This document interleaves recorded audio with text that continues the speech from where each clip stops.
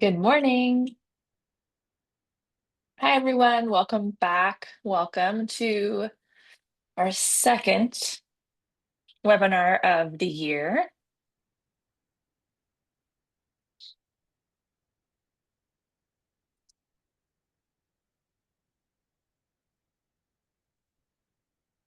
We'll get started here in just a couple minutes. We're going to give everyone a time to join.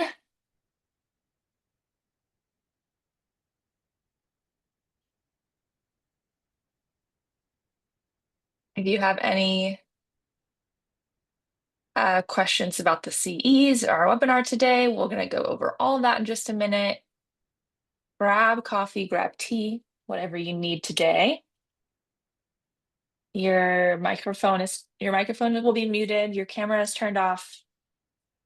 That is all correct.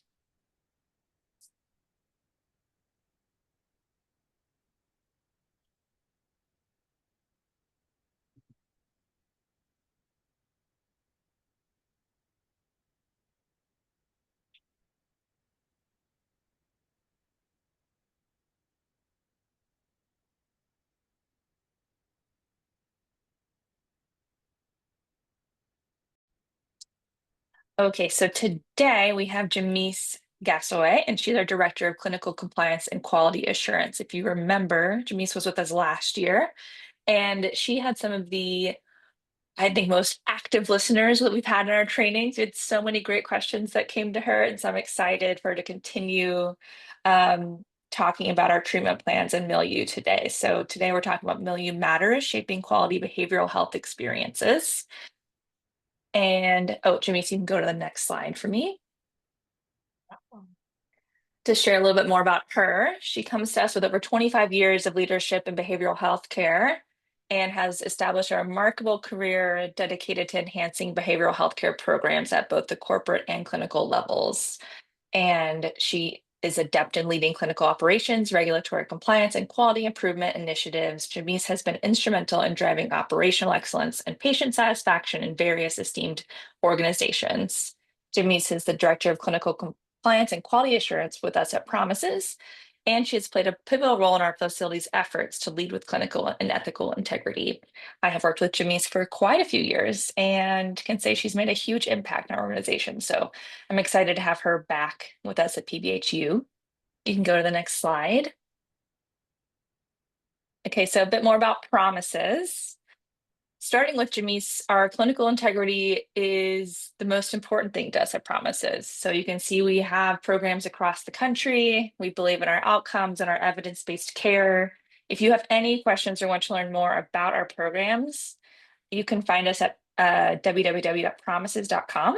And you can also see in our new training dashboard that you all have access to now, we have an About Promises page. So you can learn more about our facilities there. And if you ever have questions, you can just email me.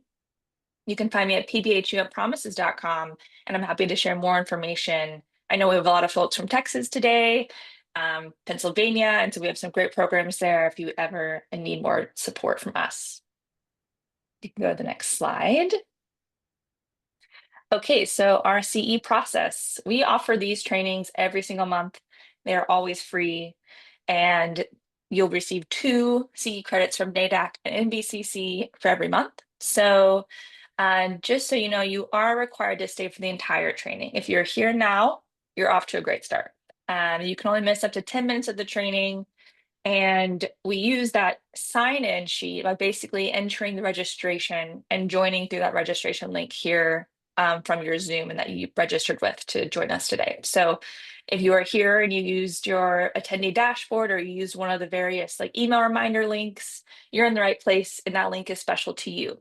So that means that even though you can send that link to another person, make sure you're sending them your registration link. So that way they can register and they have their own attendee link or sign-in link from there. So 1 Zoom account per device. You can also change devices. So if you're on your computer and you're going to move to your phone, no problem. We just ask that the 2 of you not be sharing 1 computer or 1 phone if you both need CE credit today. After the training, you will be having a new process for your evaluation and credit and certificate. So you'll go to your CE dashboard. to complete your survey. Same link or same area that you came to see the Zoom link for today. After the training, you'll see an evaluation form pop up. You'll also see if you did not meet requirements, it will also let you know in that same place. So when you fill out your survey, which you need to do before next Friday, you'll automatically then see the completion of your survey and your certificate right there in your account. If you create an account, you can then see all of your certificates and all of your surveys, all of the past trainings all in one place. You can also just complete the survey and get your certificate, and you don't have to have an account.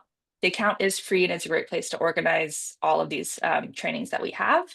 But again, you can just join one training today and you don't have to have an account to be here. So, and then slides, other resource materials, anything that Jemece talks about that you say, I really need that template or whatever it might be, we'll make sure you get that in our follow-up email next week.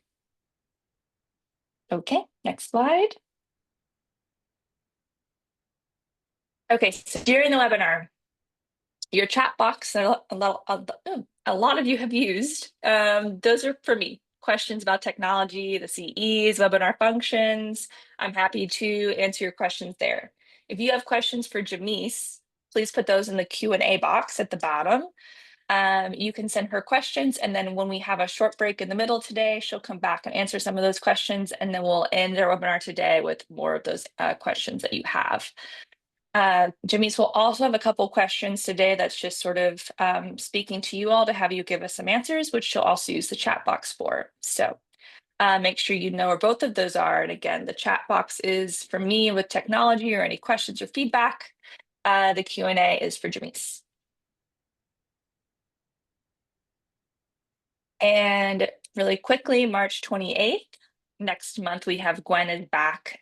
She's our corporate director of family services, and she's going to be speaking on IFS, internal family systems for trauma-informed care.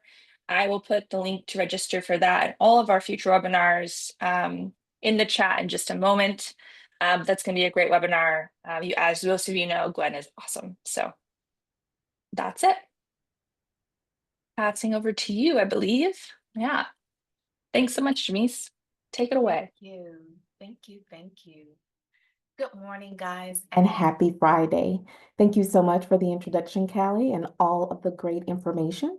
Welcome. Welcome back, everyone. Thank you for joining us today for our webinar, Milieu Matters, Shaping Quality Behavioral Health Experiences. As Callie announced, I'm Jemece, Director of Clinical Compliance and Quality Assurance here at Promises, and I've been a part of the Promises team for almost 4 years now. I'm very blessed to have been able to do what I do for as many years as I have done. I'm now embarking on, I believe, year 27 in the behavioral healthcare field, and I've had the opportunity to see several different avenues of the field. As Callie briefly stated, direct care, a clinical role, facility leadership roles, corporate leadership roles, a little bit of time in, well, quite a bit of time in state-funded facilities, private pay, different levels of care to also include inpatient, detox, residential, and also the MAT world. In addition, a little bit of time in hospitals, prisons, supportive environment homes, and even a small bit of time in geriatric day treatment. So I really feel blessed to have had the opportunity to impact and touch so many lives, to not only include the patients in which I've provided services to, but also the staff members in which I've had an opportunity to help develop and to learn a lot from. This morning, we'll be exploring how the care environment, often referred to as the milieu, plays a crucial role in shaping patient experience in the behavioral health settings. This webinar has been designed with the purpose to provide behavioral health professionals with a deeper understanding of how to create and maintain an effective therapeutic milieu in diverse treatment settings. Throughout my career, I've had the opportunity to witness and be a part of healthy, well-structured, thriving milieus, as well as toxic, chaotic milieus. And I've learned that if we as behavioral health professionals aren't specifically intentional on a daily basis about creating a healthy milieu, a toxic and chaotic milieu will automatically default. So we'll get started. Very excited to be here this morning, and I think we're going to have a lot of fun today. This is a topic that is true to my heart, and I love speaking about it. I'll try not to bore you too much. So as Callie stated, I will ask a few interactive questions and ask that you please respond via the chat. I can't see you guys, your cameras are off. It always makes me feel a little lonely on my end when I can't see the participants, but we'll make it through. And as I stated, we'll have fun today. So we'll begin with taking a brief look at our training objectives. Upon completion of today's webinar, participants will learn and be able to define the concept of a therapeutic milieu and what that looks like, and identify key components of a therapeutic milieu. We will analyze the relationship between milieu management and trauma-informed care principles. We'll talk through common challenges in maintaining a therapeutic and quality milieu. We will review strategies that you can implement to shape and maintain a positive and therapeutic milieu environment. And then we will wrap up with evaluating the role of staff in creating that supportive milieu environment and also how that looks to foster patient engagement. I have a few different screens here, so you'll see me looking from one screen to the other. And we will proceed.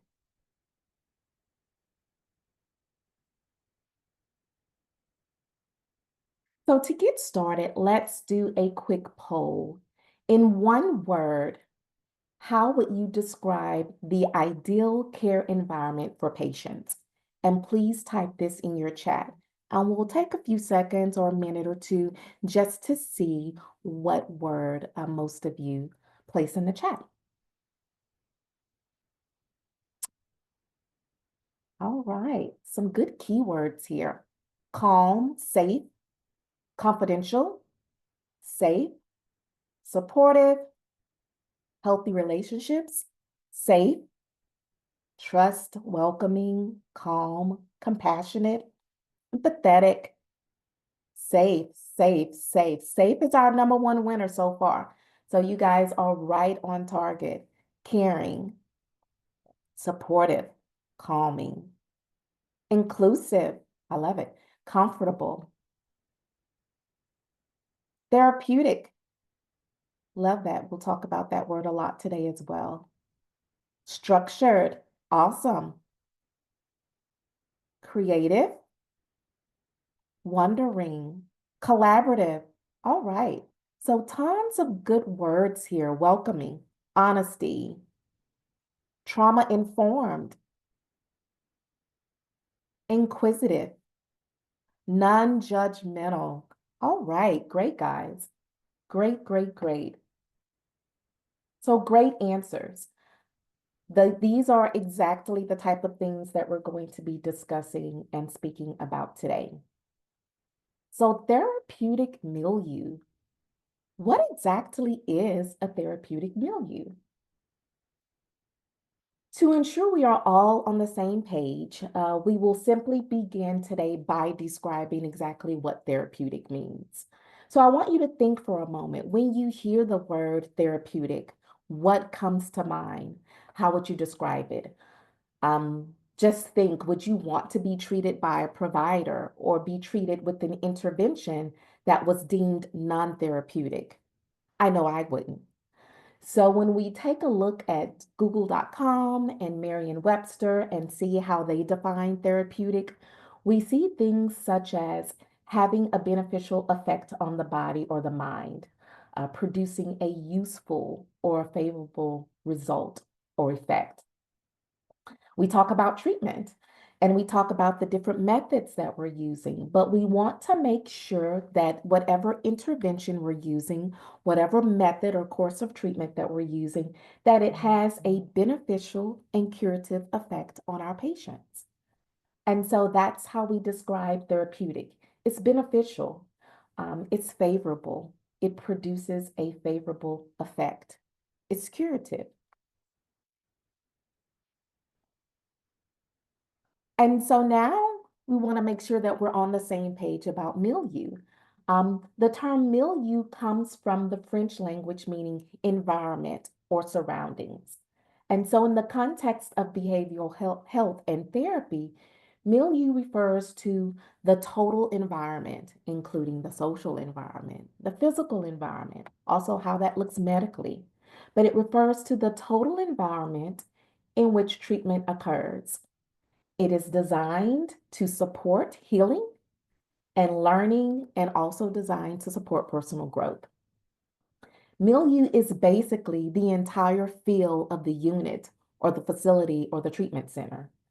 And we can also further add that it is directly related to morale, staff and patient morale. And we can also add that the milieu may change from unit to unit. It may even change from floor to floor within the same unit. And it may even change from day to day based on the staff and client mix.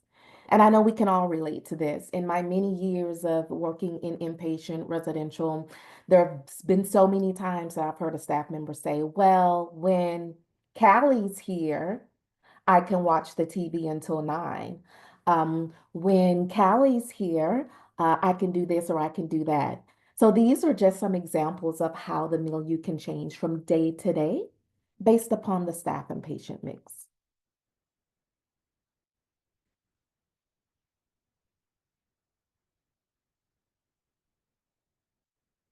So in behavioral health settings, to have a therapeutic milieu means to have an intentional, structured, social, emotional, and physical environment that is designed to support healing, learning, and behavioral change.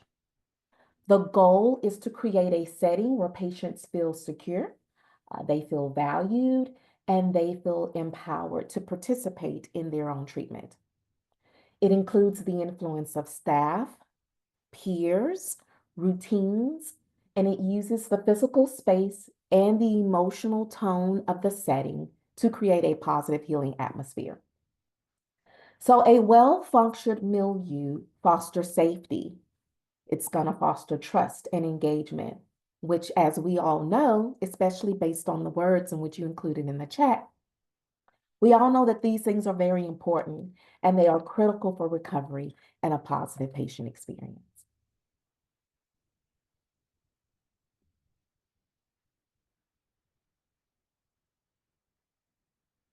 So what's the relevance? What's the relevance of a therapeutic milieu in our behavioral healthcare setting? Here we have that it impacts the quality of care. It impacts patients' recovery journey. The quality of the milieu impacts staff effectiveness. It also impacts the patient's overall treatment outcomes, as well as their overall patient experience. Plays a crucial role. The principles of milieu management align with best practices in behavioral health care, including trauma-informed care, which we will talk a lot about shortly. Milieu management also aligns with patient-centered approaches and evidence-based interventions. So once again, going back to speaking about the purpose of this webinar, the webinar is particularly relevant because it addresses key challenges as well as strategies and opportunities in making sure that we create an environment where patients are thriving, where they feel safe and supported, and they feel motivated to engage. Therefore, again, reiterating the importance and relevance of a therapeutic milieu for a quality behavior healthcare experience. And that's what we want all of our patients to have, a quality and a positive experience.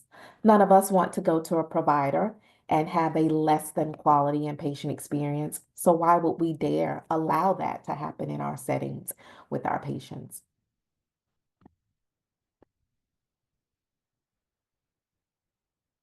All right. So up to this point, we've defined the concept of therapeutic, the concept of milieu, the concept of a therapeutic milieu, what it looks like, and its relevance to the behavioral healthcare setting and a quality patient experience. So now let's switch gears a little bit and we'll take a look at the key components of a therapeutic milieu. And we will begin with the word that I saw appear most in the chat, and that is safe and safety. As it seems like you guys already know and are aware of, safety is the foundation of any therapeutic milieu. Both physical and emotional safety are essential. Our patients need to feel secure in order to thrive. They need to feel secure in their environment to engage in the recovery process. So, safety is especially critical in trauma-informed care, where many patients have histories of abuse, histories of neglect, history of violence. We all know that a safe environment also reduces anxiety and helps prevent re-traumatization, creating a foundation for effective therapy.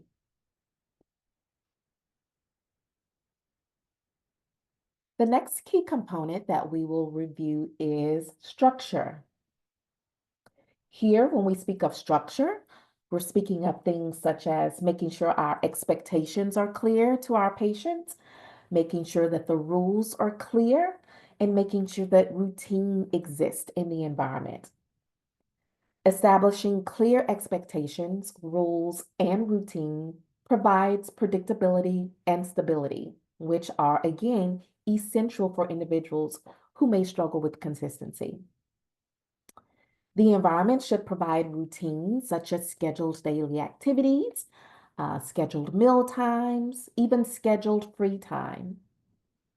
This may also include staff-led social skills training, our psychosocial education, our group therapy, our individual therapy sessions, occupational training, recreation therapy time, and even art therapy time. Environments that have regular, predictable routines help in building trust, and they also help in reinforcing positive behavior. Consistency also provides learning opportunities that contribute to the health improvement of all of our patients. So once again, that structure is a key component to providing predictability and stability, which helps our patients to thrive in our environment.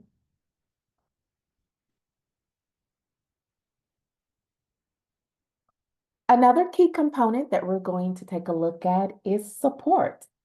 Here we talk about emotional support, and we also mention support via practical assistance, which here in small print I have that includes helping the individuals performing complete tasks, maybe scheduling follow-up appointments, helping with establishing personal hygiene routines, or establishing a healthy nutrition routine, helping to teach grounding techniques. All of those things fall under practical assistance, which are pretty much things that we do daily when our patients are in our care.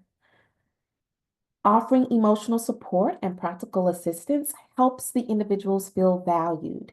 It helps them to feel understood, and it also fosters trust and it encourages open communication. Best practices includes caregivers offering support with an individualized approach and building trust through positive and respectful relationships.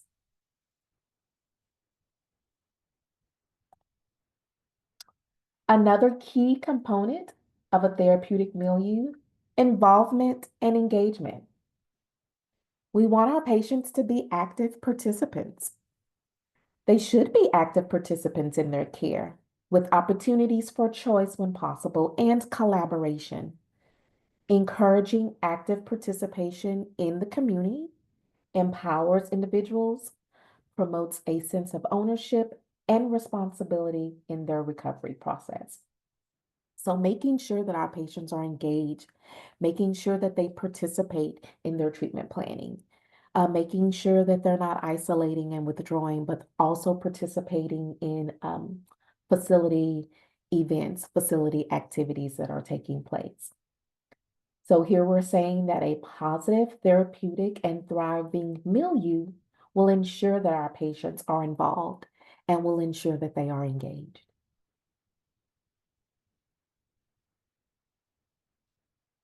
And our last key component that we're discussing here is validation.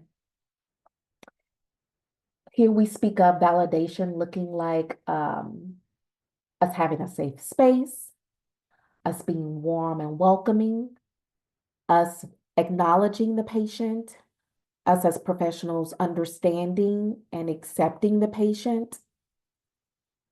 So a therapeutic milieu therapy environment is warm, it's welcoming, it's a safe space for those who might feel vulnerable, and it includes validating the patient without judgment. And when we speak of validation, just to make sure that we're clear, basically to let the patient know that we understand them, we understand where they're coming from, even though we may not agree, even though we may think that there's a better way of looking at things or a better way of thinking of things, but we're still letting them know that we understand you and that we accept where you are and what you are communicating at this time.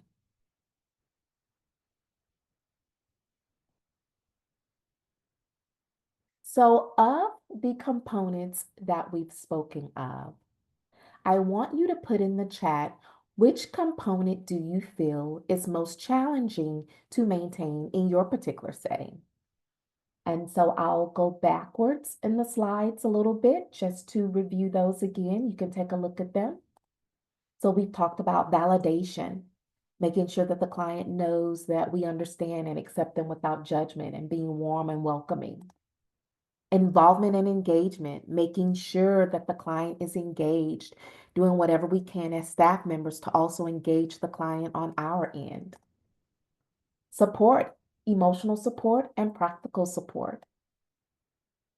Structure, making sure those expectations, rules, and routines are clear.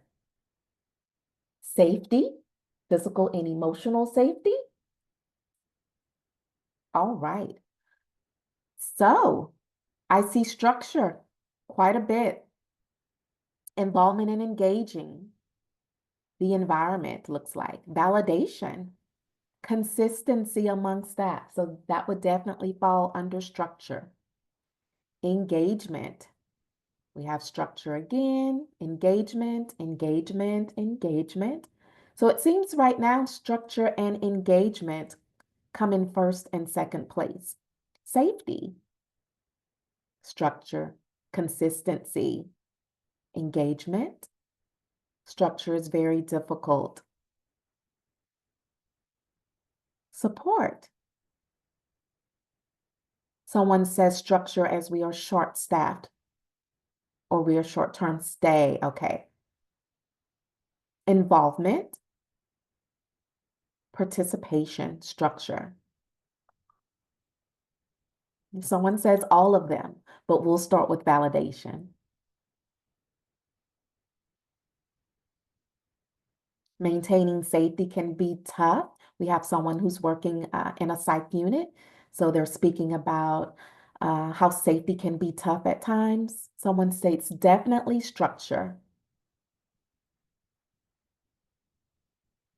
All right, so structure has won here. I also would like to ask another question. Since it looks like structure won, can you just take a second to type in specifically under structure, what's one or two things that you would say is the top obstacle for structure in your environment? Would that be clear expectations, us making sure that the patient knows what we expect from them?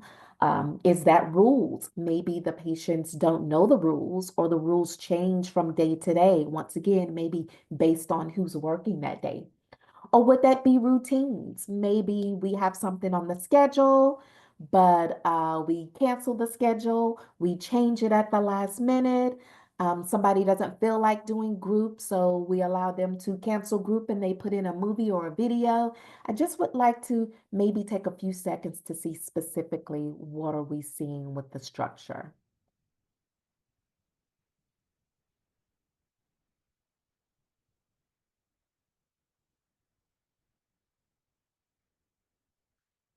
Knowing the process and being informed about different processes and being able to carry those out. Our routines just not being consistent and changing from day to day. Routines varying between staff. Getting the client's alignment and buy-in. Okay. Clear expectations for the clients and addressing their expectations if they don't align. Reinforcing boundaries. Boundaries is a good word. That's definitely going to come up a little bit later. So reinforcing boundaries with patients when they keep pushing boundaries.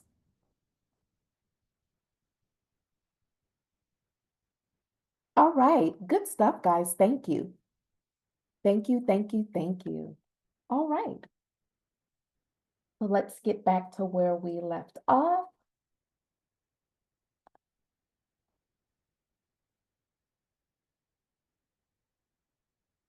So far we've defined milieu.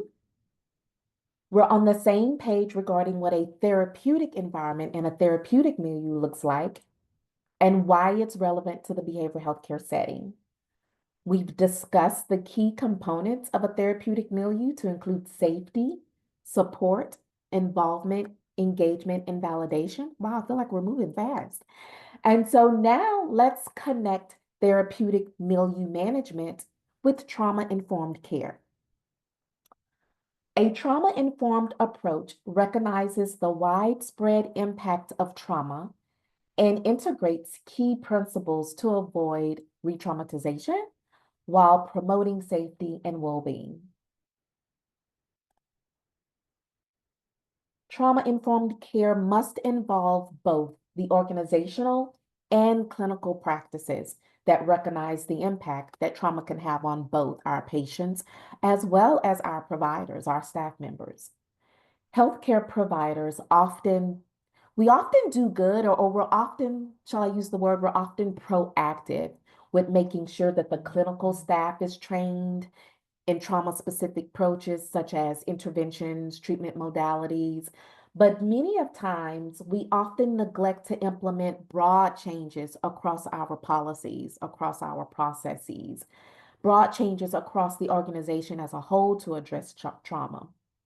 So widespread changes to organizational policy and clinical culture need to be implemented for a healthcare setting to become truly trauma-informed here. And so what we're saying is if we're trying to make sure that our settings are trauma-informed, which, sorry about that, which means that we're truly recognizing the harm that trauma can do. And we want to make sure that we have created a setting that doesn't re-traumatize our patients. To make sure that we have that type of setting, what we're saying here is that it's not only enough to train our clinicians in treatment modalities, but we have to look at the organization from a whole. So train in treatment modalities, but also look at our policies, look at our missions, look at our values, look at our protocols, look at our processes, and are they trauma informed? So here I've included a screenshot from Issue Brief, and this is definitely a resource that we can provide to you at the end of today's webinar. But here I've included a screenshot from Issue Brief that outlines key ingredients as it relates to organizational and clinical implementation. So if we are going to implement a trauma-informed care environment, these are the things that we need to make sure happen organizationally. It's going to require support of our senior leaders. Leadership will need to establish strategies for rolling out the changes. We've got to be change managements here in this area, particularly with the regard to clearly communicating the why. So earlier I saw a chat that talked about clients, and it seems like we were maybe referencing to client buy-in. Here we're speaking of organizational buy-in. So basically we're saying in order to have a trauma-informed environment, the upper senior leadership, upper management needs to be very active in rolling out these changes. And they also need to be very active in communicating, clearly communicating the why to our team members, as well as the why to our patients. We talk about engaging patients in the organizational planning. Why is my screen not moving? Okay.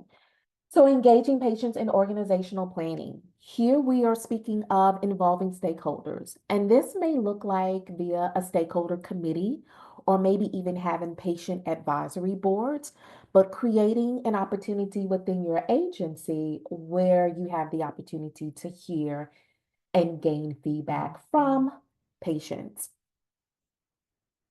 Creating a safe environment. We've talked a lot about safety today already. You guys have included a lot of comments in the chats about safe.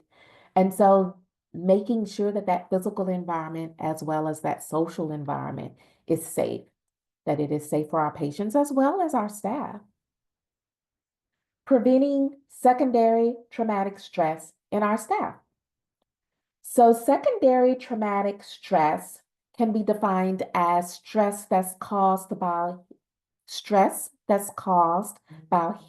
hearing the trauma of our patients and or having our own trauma history elevated when we work with those who have trauma. And when I say we, I'm speaking of the behavioral healthcare team. So we really want to make sure that we have something in place that is helping to prevent the secondary stress from becoming overwhelming and preventing our staff from being effective at their jobs. Hiring, I need some water. I'm already getting tight on, excuse me. Thank you. Making sure that we hire a trauma-informed workforce.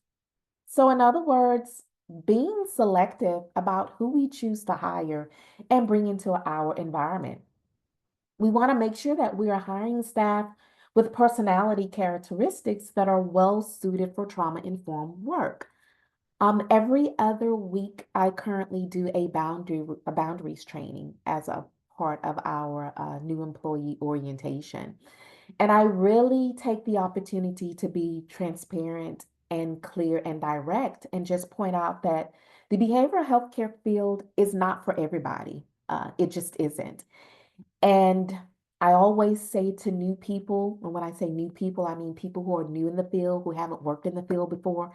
If you get in the field thinking that it's one thing and then you find out it's something else, that is totally okay. Just be honest.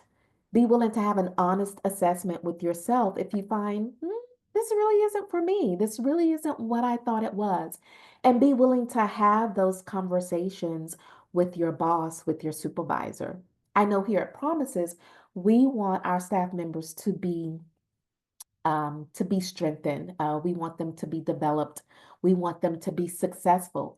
And we want them to be successful regarding whether that's with us or with a different agency or in a different field. But really being selective about who you choose to hire on your team and if they fit into that trauma-informed workforce. So that's a summary of things that we need to look at organizational wide when we're trying to implement a trauma-informed care environment. And so when we look at the clinical, we talk about making sure that we involve the patients in the treatment process. So in a trauma-informed approach, patients are actively engaged in their care, and their feedback helps to drive the direction of their treatment plan. Speaking of treatment plan a little bit, and basically what we're saying here, the patient's input, the patient's needs, specific information that we obtain from the patient's assessment and their history should drive the direction of their treatment plan. It should drive the direction of their care plan. So in other words, all care plans, all treatment plans don't look the same in a trauma-informed care environment. If you look at Callie's treatment plan and you look at my treatment plan in a trauma-informed care environment, they're going to be individualized. They're going to be specific to our own needs. They're going to be specific to our feedback, our wants, where we are in our individual journey. They're going to be specific based on our discharge plans and what we as individual patients want that to look like. Whereas in an environment that may be struggling to be trauma informed care, you may find that those treatment plans are not individualized as much, and they look cookie cutter from one patient to the other. We talk about screening for trauma. So we want to make sure that there's universal trauma screening in a trauma-informed care environment. So everyone's going to get screened for trauma. Training staff in trauma-specific treatment approaches. So here we're speaking of making sure that our staff has knowledge about, for example, DPT skills that focus on emotional regulation, distress tolerance, and mindfulness. And then engaging those referral sources, engaging in collateral communications with referral sources, with outside providers, and with partnering agencies. And so these are some examples of what that clinical overhaul will look like when we're trying to implement a trauma-informed care environment.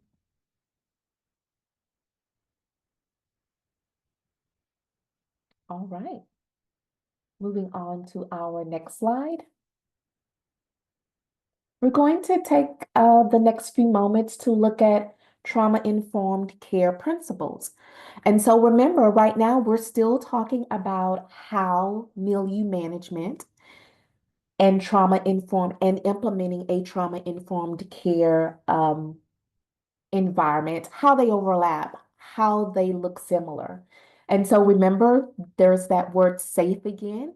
Most of you responded in the chat that that a therapeutic milieu looks safe. We talked about the importance of safety when we were describing a therapeutic milieu. And so now you see also safety as being number one when we talk about those trauma-informed care principles. Safety, developing healthcare settings and activities that ensure the patient's physical and emotional safety. Trustworthiness and transparency. I also saw those words in the chat as well when we were speaking of what a healthy patient environment looks like. So as a trauma-informed care principle, trustworthy and transparency looks like creating those clear expectations with our patients about what the treatment entails, who will provide what services, and how that care will be provided. That kind of sounds like a treatment plan, doesn't it? What, who, and how. Choice, informing patients regarding treatment options so that they can choose the options that they prefer. We talk about collaboration as being a trauma-informed care principle, maximizing collaboration among healthcare staff, patients, and also their family members in organizational and treatment planning. So now we're bringing in collaborating with our with our families, with the patient's families, which is a huge component of trauma-informed care. Just curious, I didn't have this planned as a chat question, but I love to hear from those who are involving family in their patient's treatment. Can I maybe see some we are, or we're doing that? We're doing great with that. We're not doing so great with that. I see a capital we do. All right. We are, we are. Somebody says, as I am the family counselor, very important. We try to. We do, I do. And I just want to speak to the we try to. Um, I put my own tone in that when I said we try to, but I definitely understand that challenge. Involving family has been something that Promises has been working pretty consistently on within the last year. And when we first started at it, guys, we were not doing well at all. We still have a ways to go to be where we want to be, but we've definitely seen improvements. So to the we try to, don't feel defeated. Keep trying. Um, One thing that we do, we consistently reiterate the importance of family to our team so that they can consistently reiterate the importance of family to our patients.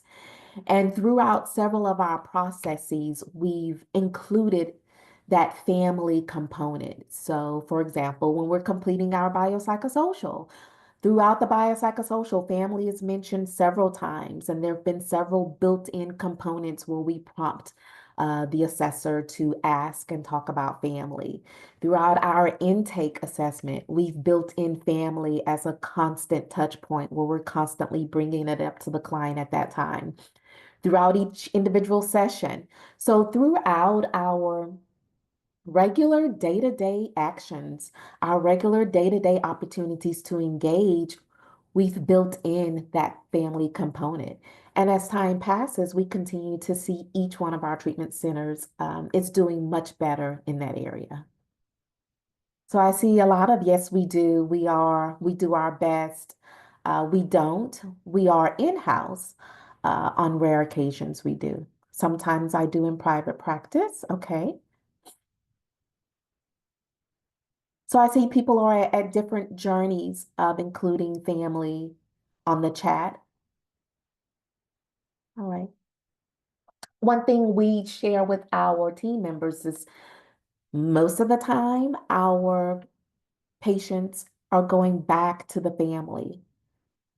So we want to make sure that we try our best to inform family, that we try our best to help improve the environment in any way we can, whether it's just education, whether it's getting the family to have a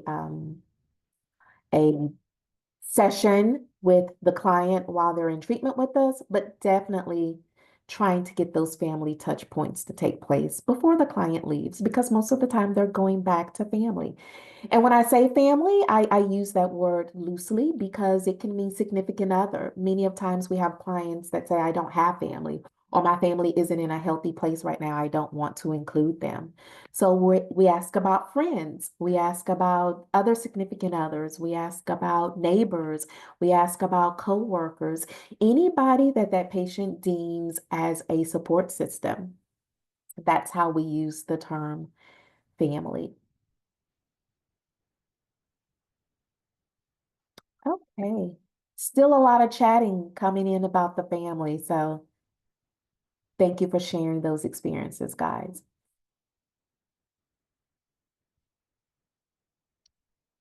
All right. Let's see, where did I leave off? Collaboration and then patient empowerment being next. Using individuals' strengths to empower them in the development of their treatment. So this sounds like, taking a strength-based approach. One thing that we are really, and you'll hear me reference things that are going on at Promises because there is a lot going on at Promises right now. But we're really trying to make sure that we draw from the patient's strengths. We ask about that in several different places. And so one thing we're always asking our team members, wow, we're getting a lot of good information from our patients.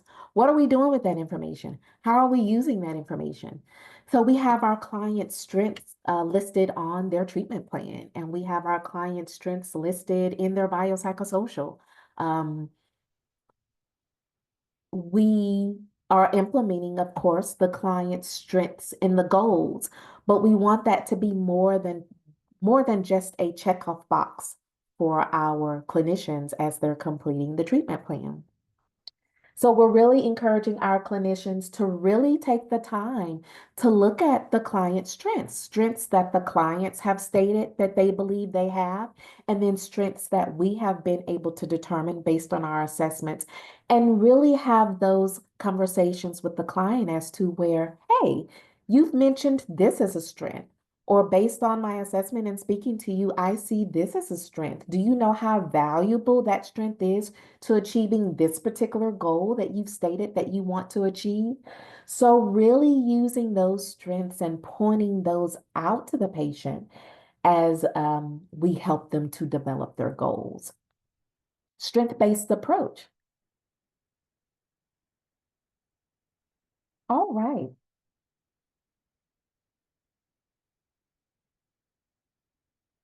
As mentioned several times before, providing trauma-informed training is critical, not only for the clinical team members, though, but also for non-clinical employees. I really, really want to reemphasize this because this is one of the biggest obstacles or errors I've seen throughout my behavioral health journey. Um, all providers should be well versed in how to create a trusting, non-threatening environment while interacting and engaging with our patients, not just their clinicians.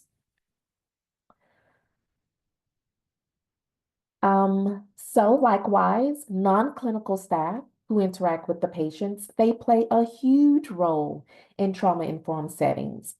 Personnel such as our front desk staff, receptionists, security guards, behavioral health techs, all of those support roles. Sometimes, well, quite often, they have overlooked their roles in patient engagement and in setting the tone of the environment, but that's because we as leaders have also looked over their role in patient engagement and supporting the therapeutic environment. So, for example, greeting people in a welcoming manner when they first walk into the building, or for another example, a behavioral health tech taking the time to initiate a conversation with a patient who appears to be isolating. All of these examples may help foster feelings of safety and acceptance with the patient. They initiate positive relationships and increase the likelihood of the patient's treatment engagement.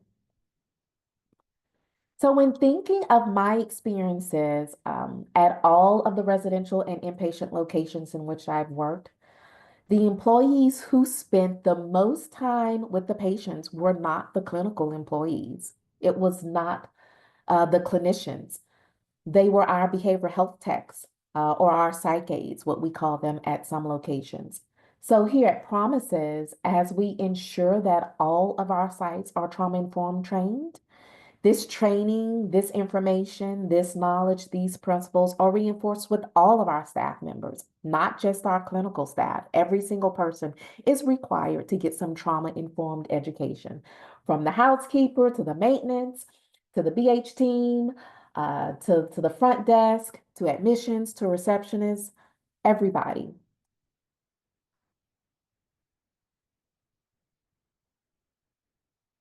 So when we integrate trauma-informed principles into our milieu management, we create a thriving environment where patients feel safe and they feel supported. And we know all of this can lead to better emotional regulation and stronger engagement in treatment. Um, this wasn't a planned question either. I keep coming up with these questions that weren't planned. Well, first, let me go to my planned question. Imagine a behavioral health unit where routines are inconsistent from day to day. Staff roles are inconsistent from day to day. People don't seem to really know their role. And let's say the expectations from the patients, it isn't made clear by the staff. So imagine that setting, behavioral health setting, residential care setting, maybe outpatient behavioral health care setting, either one. But routines are inconsistent, staff roles are inconsistent, and our expectations are not made known to the patients. How might this affect the staff and the patients? I'd like for you to put one or two answers in the chat. Behavioral health care setting, routines are inconsistent, staff roles seem to be inconsistent. In other words, staff doesn't appear to know what to do. They kind of appear lost, like they're not on the same page, like they're unclear about their roles.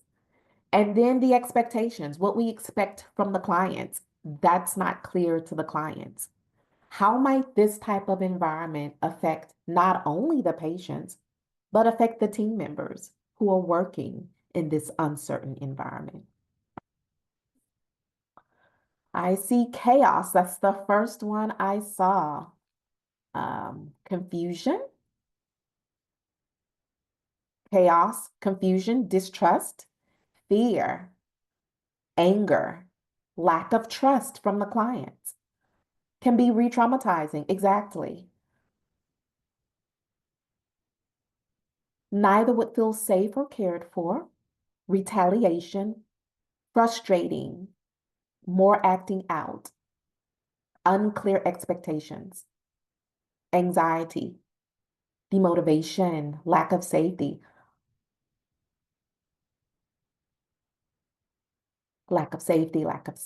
not fully trained staff, lack of trust, credibility concerns. I like that word. Somebody says, I don't need to imagine that scenario. I worked in one. Staff was demoralized and not focused on patients, and patients were agitated. Yeah, I've worked in those too, and they're no fun. And we see patient frustration and we see staff burnout. And it's parallel. And what I mean by parallel, the relationship or the interactions between staff members in this environment, you'll see that same type of relationship and interaction between the patients in that environment. The patients feel our frustration. They see our frustration. So if we're walking around the facility in chaos, we don't know what we're doing. Um, that energy feeds onto our patients. And so this is a time where, as the gentleman said, I don't need to imagine. I worked in one. I really want you to take a second or two before we go on to break, because that's what's coming up next. A second or two just to think about your current environment. And if this is what you're feeling, I want to encourage you to specifically write down some of the concerns and some of the areas in your environment where you think you and your team could offer more support and improvement, and areas for improvement in your environment based on what we've discussed so far.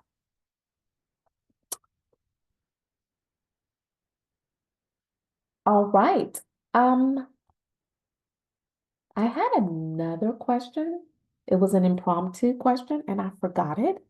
So we'll just move on. And it is actually now break time. So we're right at that halfway mark. Looks like we're doing perfect and great with timing. So from what I understand, and Callie, please keep me honest, we have a 5-minute break time built in. And so if that's the case, we can actually start that now. My clock has exactly 10 o'clock Central Standard Time. So guys, I will see you back here at 10:05 a.m. Central Standard Time. Thank you so much.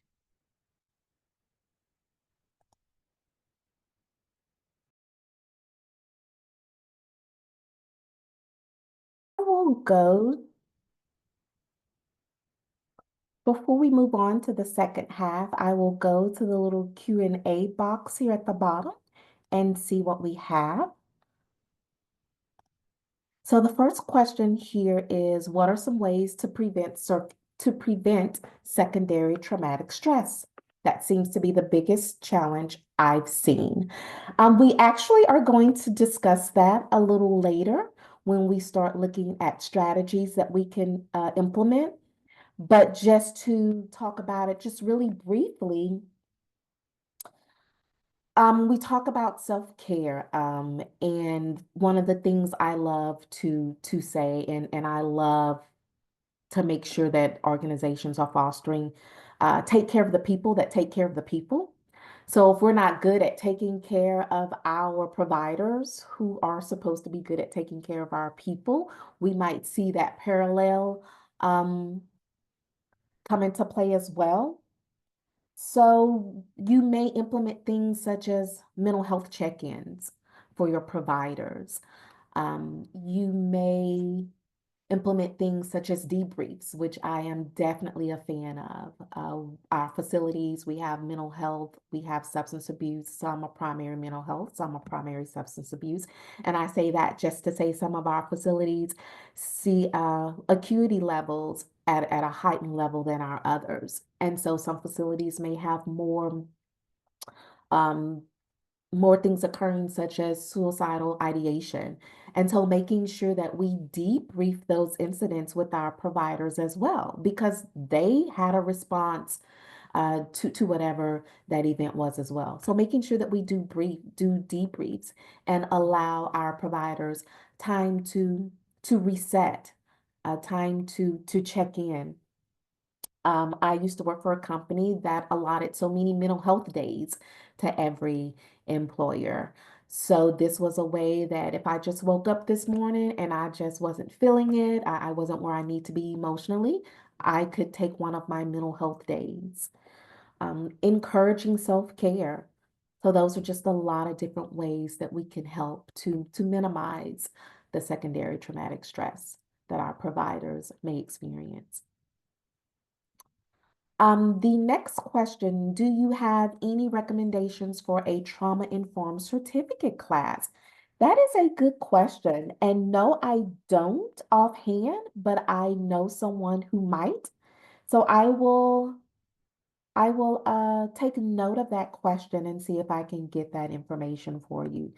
We are so fortunate that our team, in fact, the presenter who's presenting next time, um, Gwen, she's on a team of ours that is responsible for conducting the trauma-informed care throughout our agencies.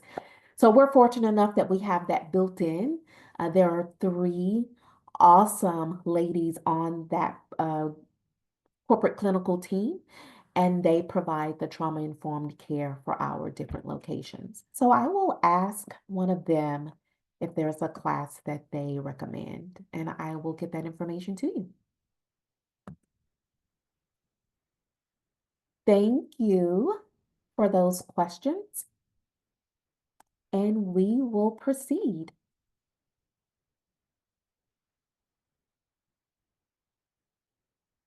Okay. So in the first half, I feel like we went through a lot. We defined milieu. We explored what a therapeutic environment looks like, and we talked about its relevance for a quality behavioral healthcare experience. We identified key components of a therapeutic milieu, those being safety, support, involvement and engagement, and then validation. We linked the relationship between milieu management and trauma-informed care, while also taking a look at the key principles of trauma-informed care and the key ingredients for implementing a trauma-informed care environment. So now we'll transition to exploring obstacles in maintaining a quality milieu. Maintaining a high quality milieu isn't without its challenges. And so here are some common ones that we often see in the behavioral health care field. High staff turnover and burnout, inconsistent communication, balancing safety with autonomy and environmental stressors. So very similar to some of those issues that we spoke about earlier that creep into a unhealthy milieu. Those create challenges in maintaining a healthy milieu. So when speaking of inconsistent communication, we've talked about this a little bit already. Mixed messages create confusion for both the patients and staff. I saw a lot of you put that in the chat when we were asking about our scenario a few moments ago. One message that we definitely don't want to give our patients is that we as a care team are not aligned and that we are not on the same page. That is the biggest and quickest way to implement some staff splitting behavior right there.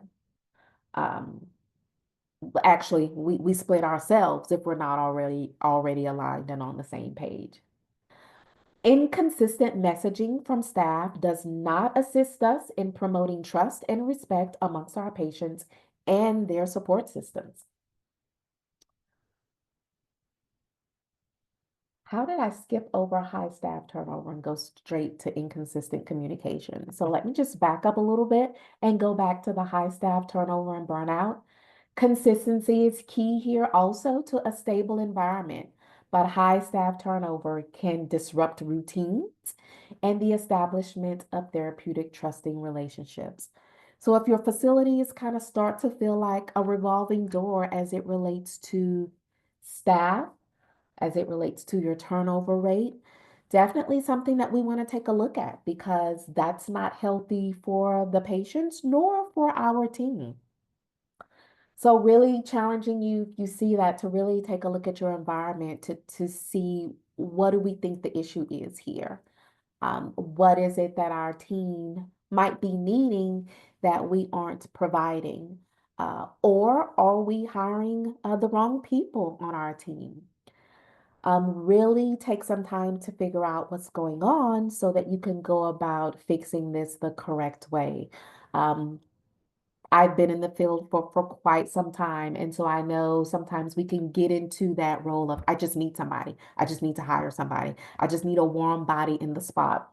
But we don't have that kind of field where that works. Been there, done that, got the t-shirt, proved myself all wrong.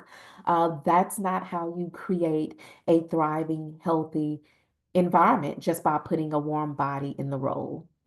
Um, so high staff turnover, burnout, really taking a look to see what is it that's happening here that's creating the turnover and the burnout. We've discussed inconsistent communication, balancing safety with autonomy. So finding the right balance here can be tricky, but it is essential for our patient's recovery journey. Balancing patient safety with autonomy means that we are creating an environment where individuals feel safe and secure, but while they also have opportunities to make some choices and take some responsibility for their own care. So in behavioral health settings, safety is crucial to prevent harm, while autonomy is essential for empowering individuals in their recovery journey. And another challenge that we often see, environmental stressors. This could look like overcrowding, limited physical space, lack of resources to also include being short-staffed.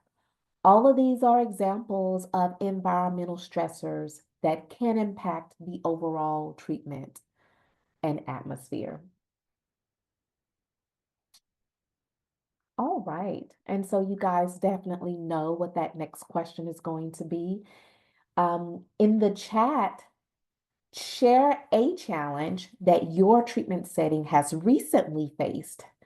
And then I want you to just take a minute or two to think to yourself how your team attempted to address it. Did it work? Were you able to gain valuable insight from that experience? So, a challenge that your treatment setting recently faced. It could be one of these challenges, or it could be a totally different challenge. How did your team attempt to address it? Was that a good attempt? Did it work? Was it not so good? Was it horrible? Did you gain any valuable insight? And even if the insight was, we will never do that again, that is valuable insight. Dare not waste an experiment. Continuous high staff turnover, which causes burnout. Let's see.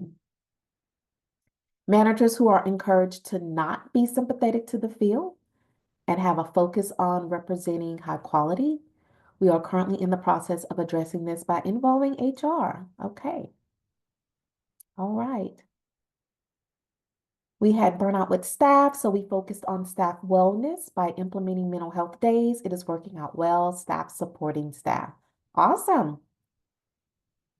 Having to move office locations. That was a challenge. Bad reviews from patients because they did not receive the medication they requested. Good one, good one, good one, good one. At Promises, I'm telling you, medications, one of our major complaints that we are dealing with. And the complaints look different from facility to facility, but definitely one of our major complaints that we see quite often in our patient satisfaction surveys. Didn't get my medicine on time, medication line too long, it's too crowded. Um, and think about it too. If I were a patient, I would probably be very aggravated about my medication as well. When I was brainstorming solutions with one of the facilities, I pointed out how, when I'm at home, my medication is right by my bed. So when I get up in the morning, my water bottle is there, my medications is there. The first thing I do when my foot hits the floor, I take my medication. So in putting my place in the client's shoes, which I often do when I'm trying to help patients, facilities brainstorm, was like, I'd probably be agitated too when I compare my home routine with the facility routine, having to stand in line, having to wait. So our facilities have approached this in many different ways. Some have decided to add additional medication stations. Some have decided to divide, this part of the building will receive their medication at this particular time, or this part of the building will receive their medication from this particular med window.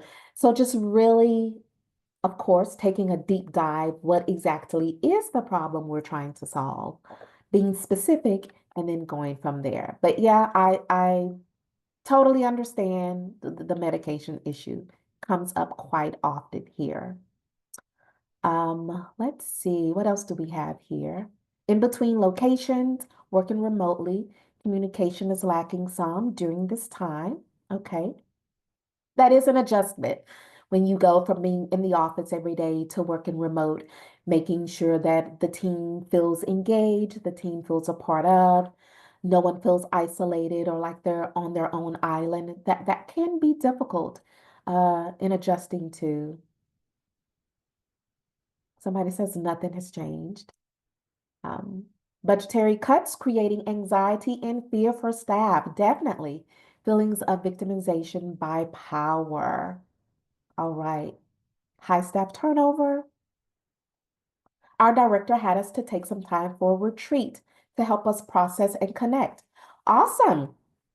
Team building activities come to mind when I read that. Excuse me. And that's actually something else that can help with the secondary stress that we talked about earlier. Short staff, high staff turnover,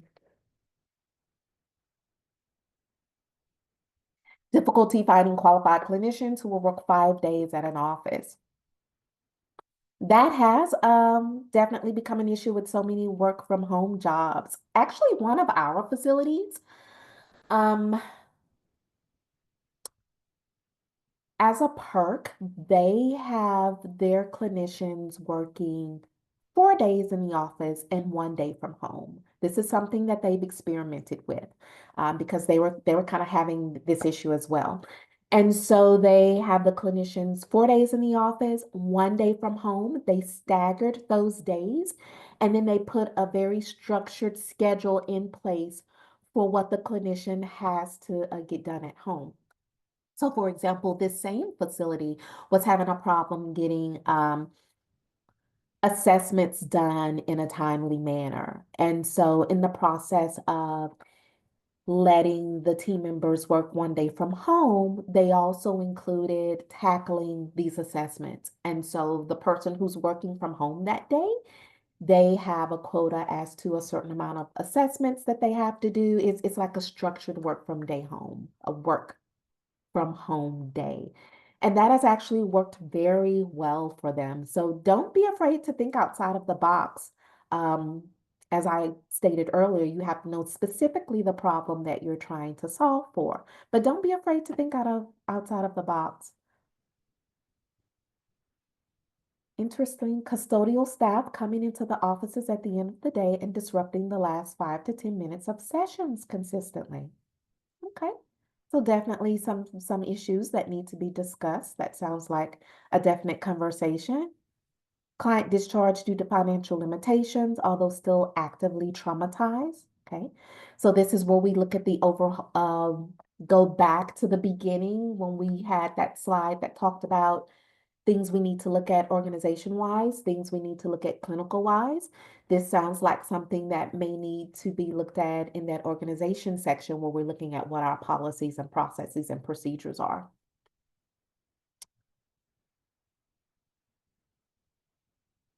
Okay.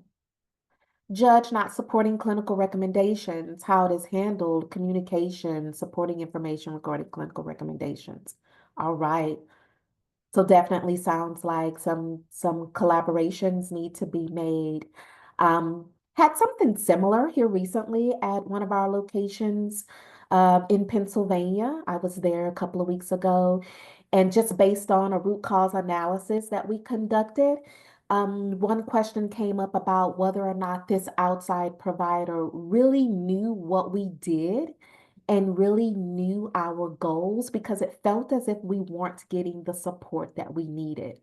So, as a part of that RCA, one of the action items that came out of that was to collaborate more, was to actually our leadership for that facility set up a meeting with the leadership of their facility and really make sure that they understood what levels of care we offered, what we really did there, what our setting really looked like, the goals that we were trying to accomplish, so that we could better collaborate with each other and better provide support.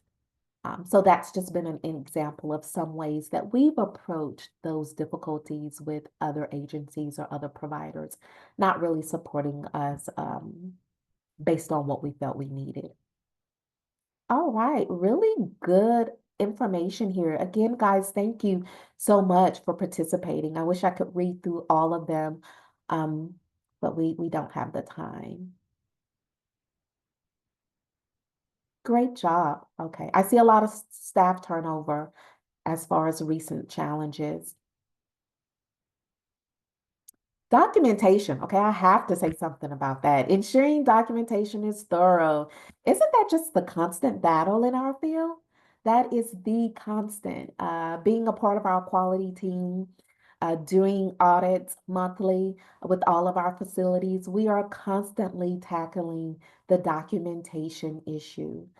What we try to do here, of course, is ongoing training, ongoing touch points with our field, our documenters, to include even recently incorporating case conceptualizations, where we're taking the time to meet with each counselor and walking through a chart and how that documentation should look, how those treatment interventions should look. But even also, we're trying to build in um, we're trying to build in documentation prompts that will help ensure that the documentation we need is there. So I know last year when I did my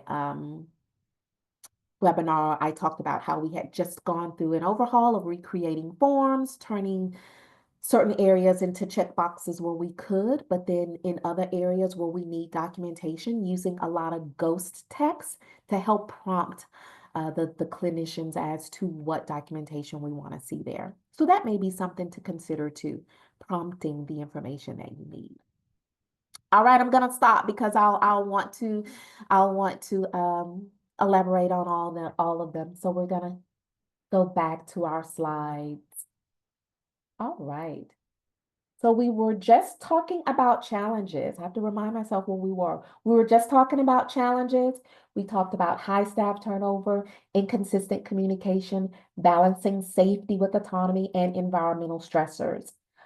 And so next, we basically point out here that if those challenges go unsolved, as somebody stated, nothing changed. If nothing changes, then of course, all the challenges on the prior slide lead to what we call milieu deterioration. And as stated in the beginning, if left to itself, the milieu will automatically become destructive. Intentionality is absolutely required to have a therapeutic milieu.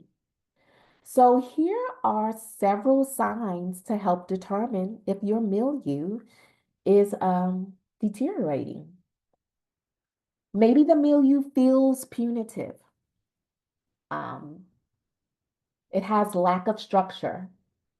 There's lots of deviations from the schedule, and there's a lot of patient downtime. Have you ever been in a facility where there's been a lot of patient downtime? I have. And what usually happens in those facilities or those environments where there's a lot of patient downtime? Just one or two people, or give me a little bit of feedback in the chat. What have you seen happen when we have a lot of patient downtime? Clients get into trouble, definitely. I see trouble, I see fights, I see boredom, I see chaos, I see manic episodes, altercations, chaos. So, yeah, they have a lot of downtime, they'll fill it with something. And usually it's not something positive. I see sexually acting out, I see fighting. All right. Um, if your environment has staff blaming, so maybe as staff, we're blaming other staff members, or we're blaming the other shifts, or we're blaming our bosses or admins, or we're blaming corporate, or we're blaming the patients, but there's staff blaming that's taking place. Um, you see, you see the environment shift from being about healing and recovery to being more about containment or crisis management. So maybe we're not being proactive, but we're being reactive. How many of you can relate to that? I can definitely relate to that. Being in an environment where we're constantly reacting. So our shift has changed. We're not being proactive, and we're not about healing, but we're constantly in a crisis management mode. And that can feel defeating, definitely for our staff. And that can definitely lead to staff burnout really quickly. Maybe there's a lack of understanding with team members regarding their job role and how it fits into the integrity of the program. So maybe I don't understand my role, or I don't understand how it fits. I don't understand really the purpose. It doesn't seem important. Maybe there are some confidentiality breaches. For example, staff having conversations about patients in front of other staff.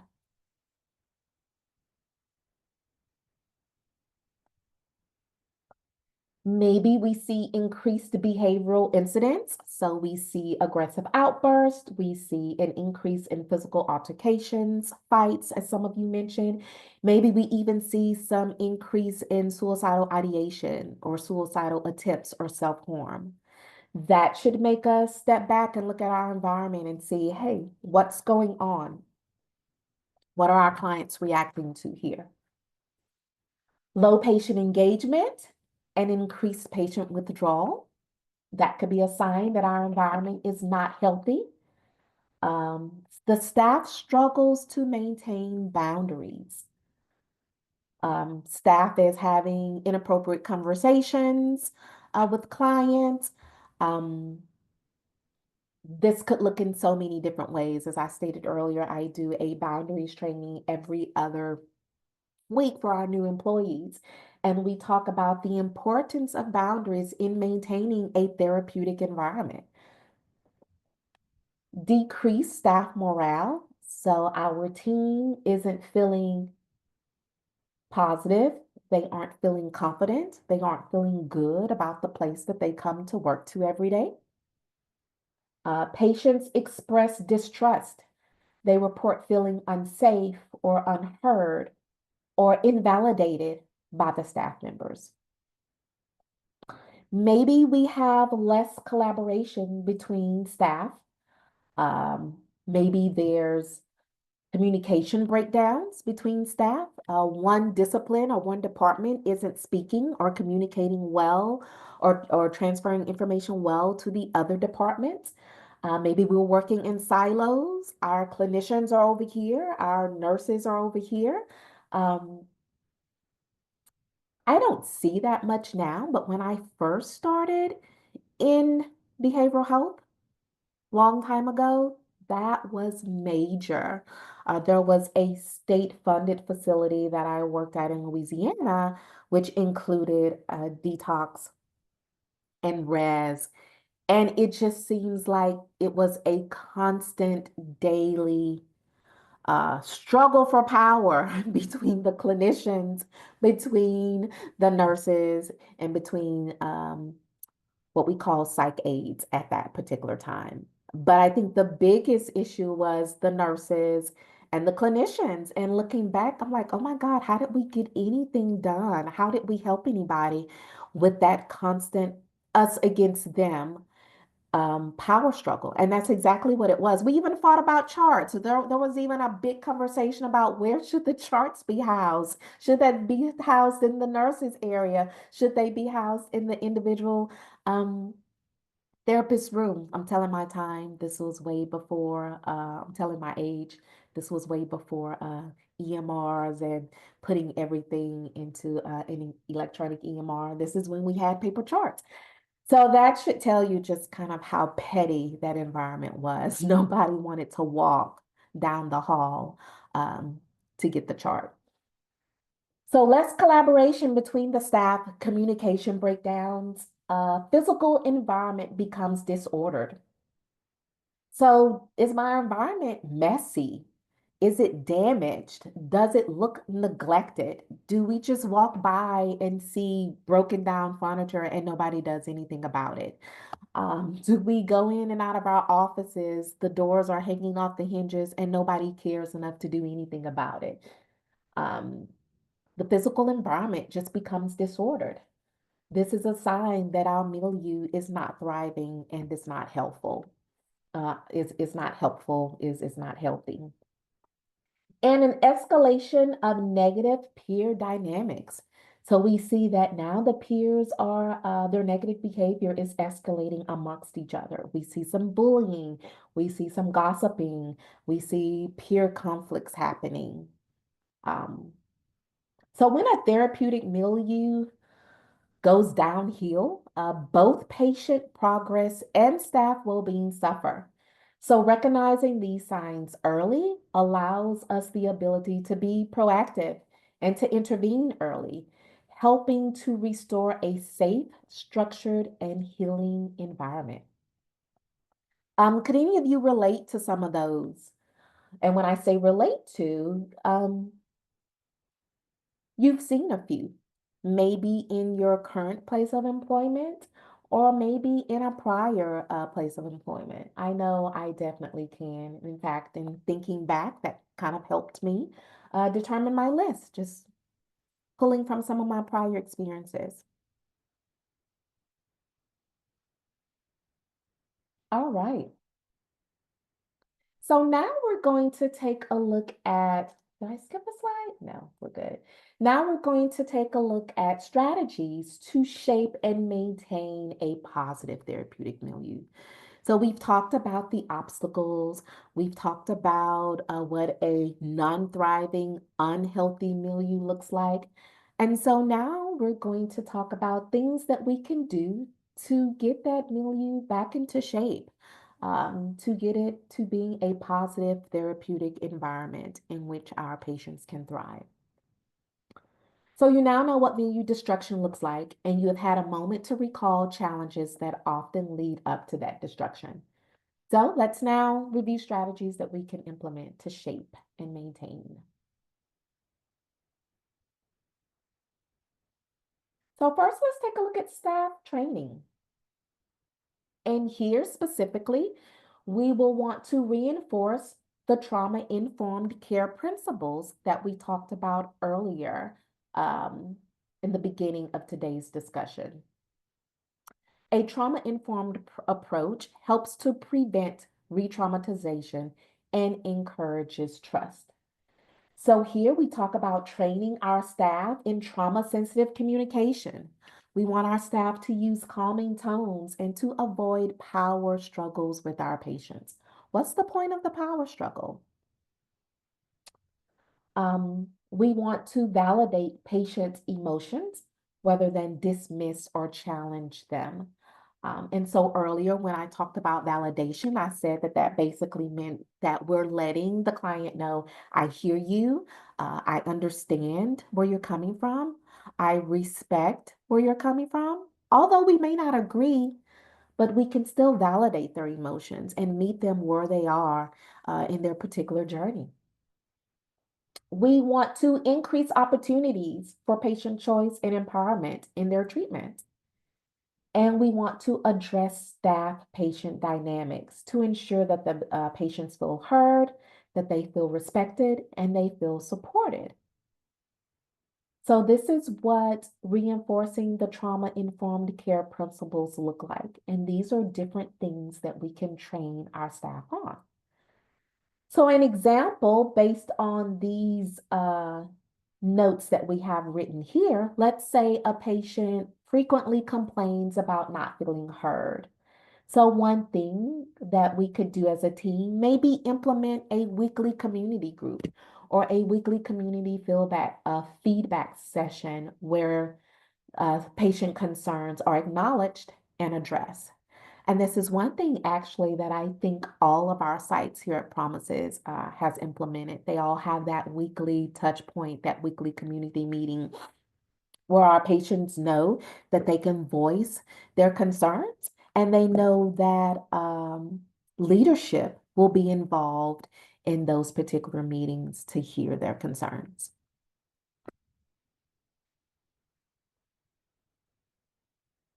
So we can also address structure when we're trying to reshape our therapeutic environment. And when we speak of structure specifically, we want to reestablish the consistency. Um, a well-functioned milieu relies on clear expectation, routines, and predictability, as we've stated earlier.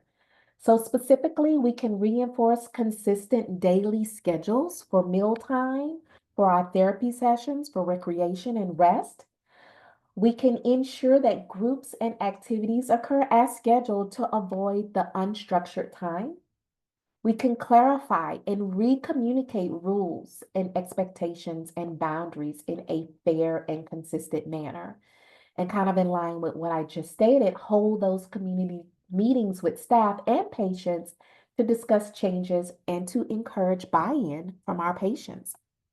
Doesn't it irritate you when things change and you don't know about it? Maybe a process changes and you don't find out until you get in trouble for doing the process the old way, or you don't find out about it until you're in the process of doing the process the old way. So, how do you think our patients feel?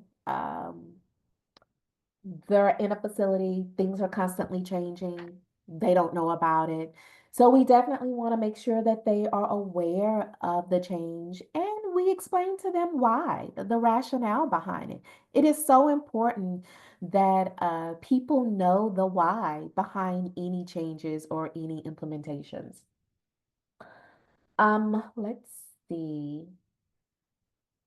For the clarify and recommunicate the rules, um, maybe having a rule handbook, something in writing so that our patients can refer to. I mean, do we really actually expect them to remember all of this information? I can't remember what I did yesterday if I didn't write it down. I keep paper and pen right here by my desk because if I don't write it down, I'm not going to remember. So, in remembering things, we need to also help our clients in this way as well. So maybe having things that they can refer back to, having those rules in a patient handbook that they have, having them posted, but also constantly including or reviewing these rules in those community meetings or in another environment.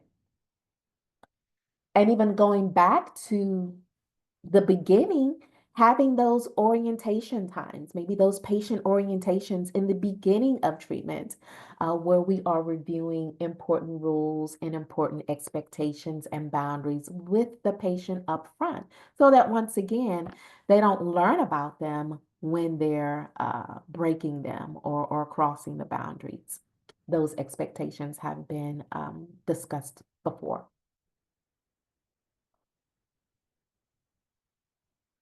The physical environment. Enhance safety and crisis prevention. So rebuilding a safe and secure milieu reduces anxiety and is going to promote healing, which is our goal. So here we talk about what does that physical environment look like? And here we have conduct environmental safety checks to make sure that we remove any hazards from the ground, make sure that we secure any currently unsecure areas, and repair damaged spaces. This goes back to the broken furniture that's been sitting in the hall for a month. Why? Are we not walking through our environment, making sure that it's nice, that it's clean, that it's safe, that it's inviting? Um, Environment of care checks, environment of care walkthroughs, that's actually what we call them here at Promises. How are we caring for our environment? Increase staff presence and engagement in common areas to prevent conflicts. This is something that Promises has elevated to the top of our list for our leadership team. We want to make sure that not only do we have our floor staff on the floor, but we want our leadership team to get out of the office, to make milieu rounds, to walk the milieu every day so that they can see with their own eyes some of the areas for improvement, so that they can see that broken furniture that's been sitting there for a month and do something about it. So that our leadership team can engage with our patients and so that our patients know who the leaders are in the facilities. Implement proactive de-escalation training to manage behavioral incidents. So what de-escalation skills do our team members know?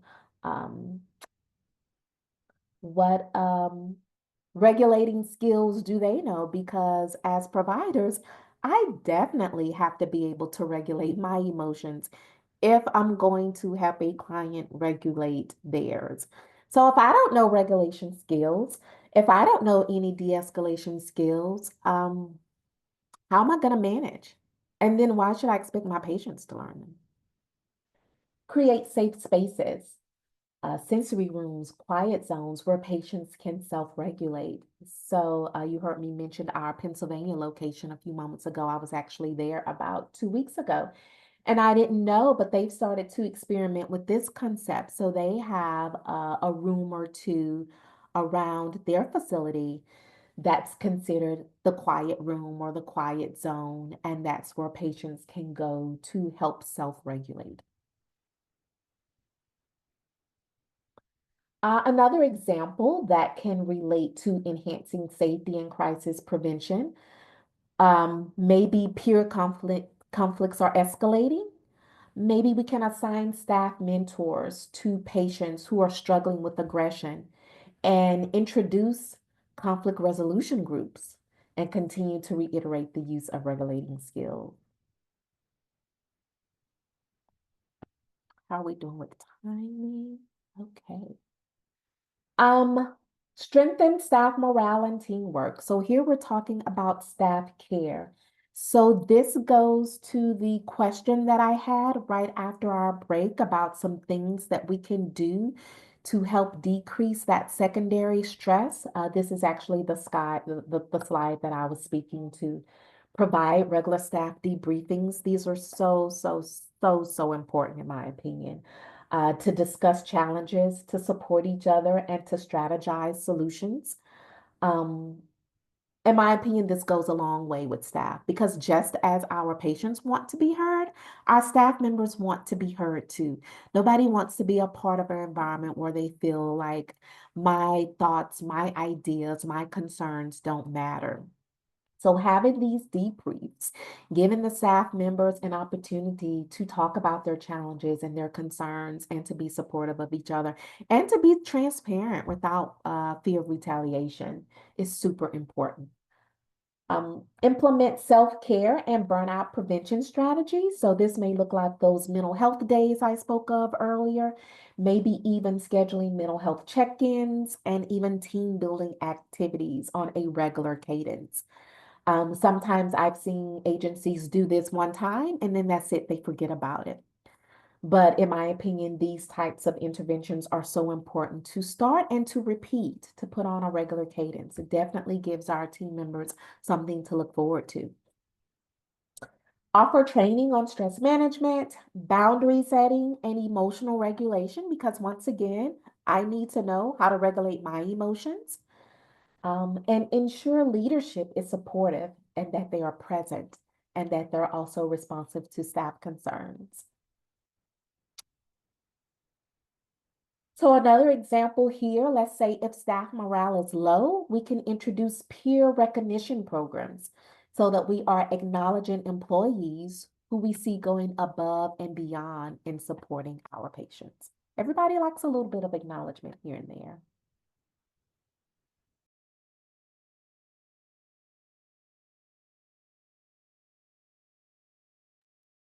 Um, Engagement, increase patient engagement and participation.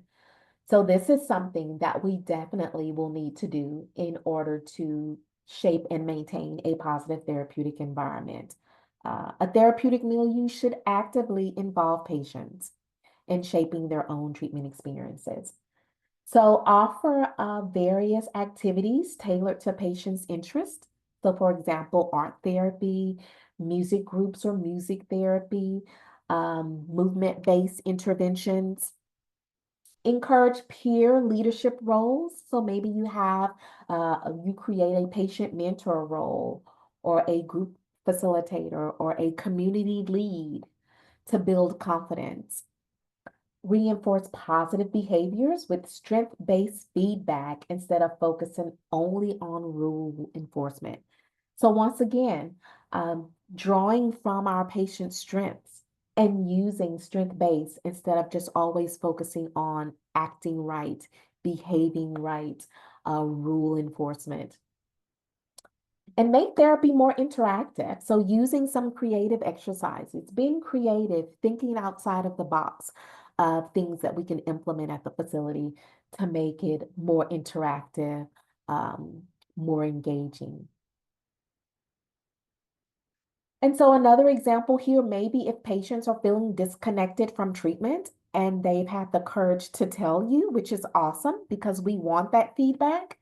Maybe allow the patients or assist them with co-creating activities on the schedule with staff input. That would be fun. Social environment.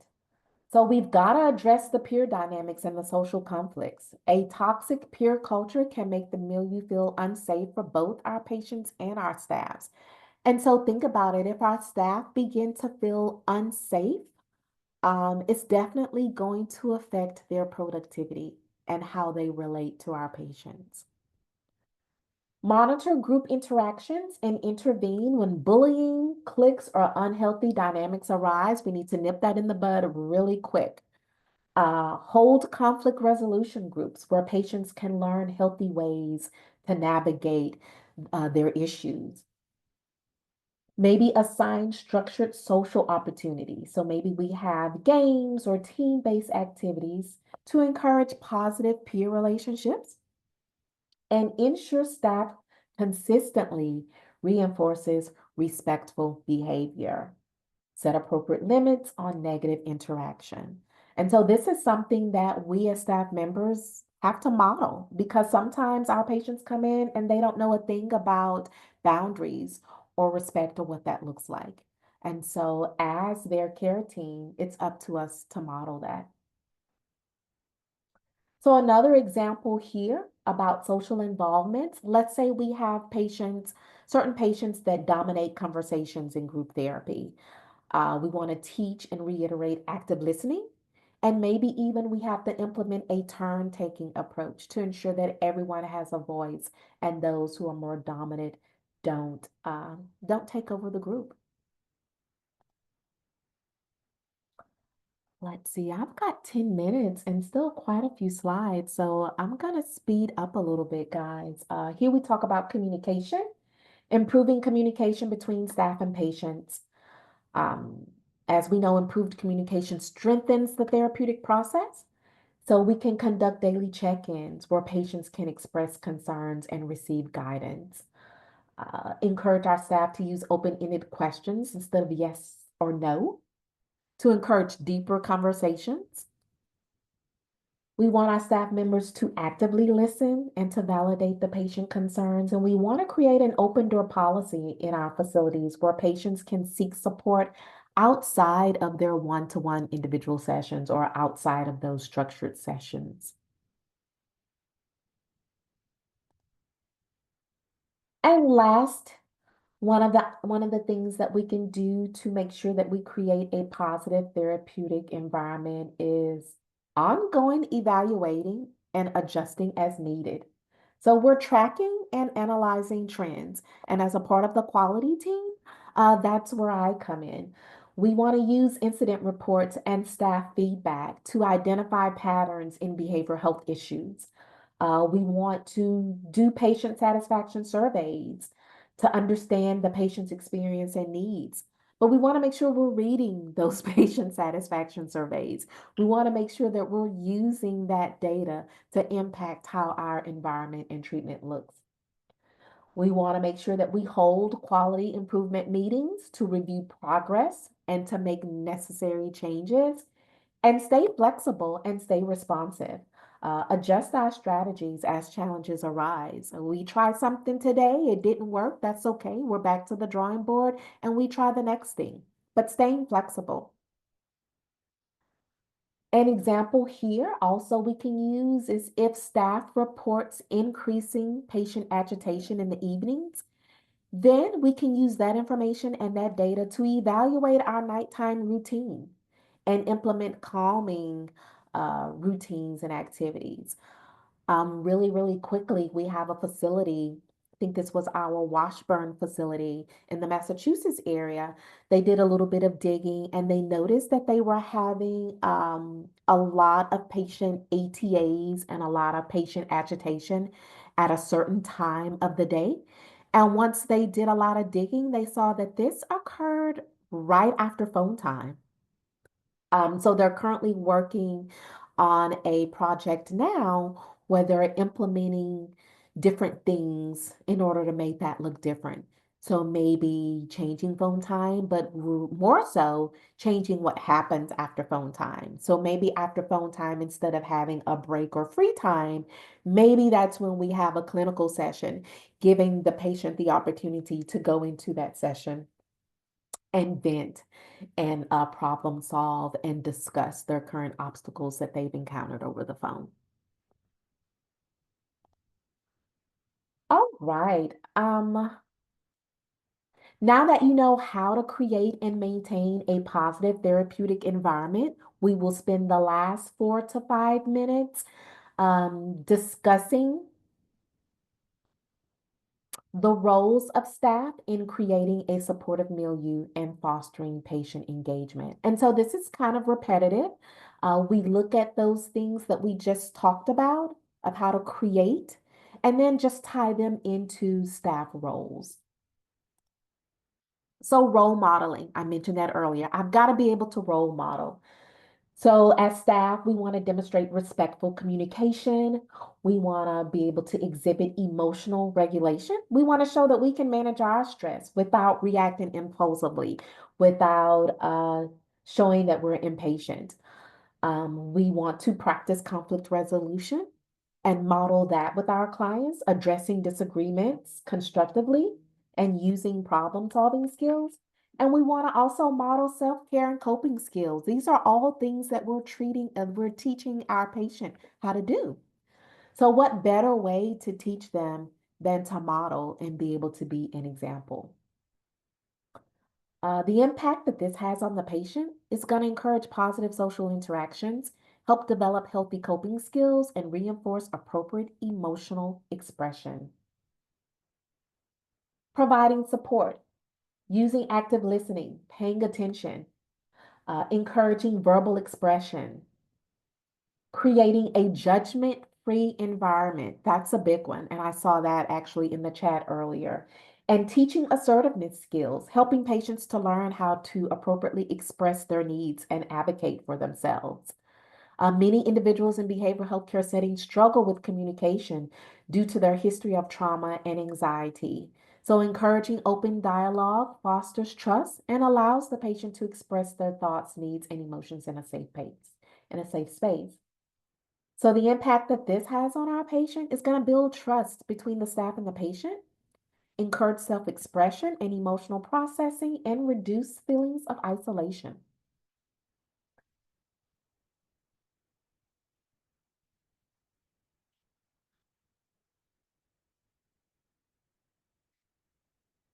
Ensuring safety. We talked about safety a lot. We know that safety is really important.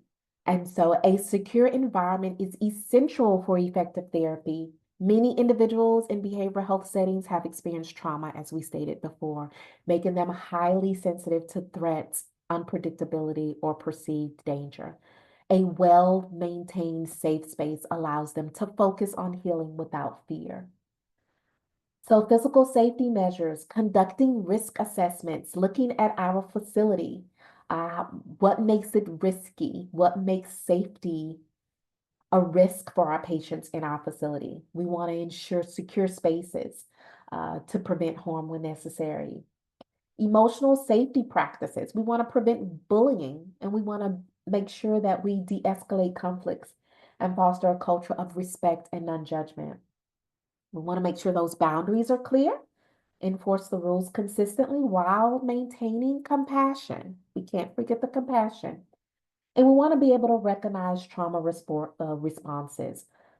This means to understand how past trauma affects behavior and respond with trauma-informed care techniques instead of punitive actions. Um, this reduces fear and anxiety, prevents re-traumatization, and encourages trust and willingness to engage in treatment. You guys have been wonderful. I told you this would be fun. I so enjoyed the chats. Thank you for sharing your information and your experiences. And thank you so much for your time and attention this morning. We have concluded our webinar on Milieu Matters, Shaping Quality Behavioral Health Experiences. I talked the whole time, Callie. I only left about a minute and a half. So I'm handing it back over to you. Great job. This is perfect. If you all have any other questions, you can email me at pbhu@promises.com. Hopefully, I'll see you all next month, March 28th. And yeah, thank you so much, Jemece. This was great. Um, you all have a great rest of your Friday and enjoy the weekend. Thank you all. Thank you guys. Bye bye. Enjoy your weekend.